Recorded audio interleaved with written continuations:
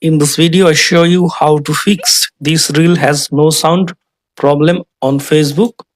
For fixing this problem, first of all, go to Play Store, search for Facebook app, tap on Facebook app, update your Facebook app if available any update version. Now go to settings, then go to apps, then go to see all apps. Now search for Facebook app, tap on Facebook, tap on force stop, tap on OK. Now tap on storage and cache, clear cache, then manage space, then delete. Now restart your phone.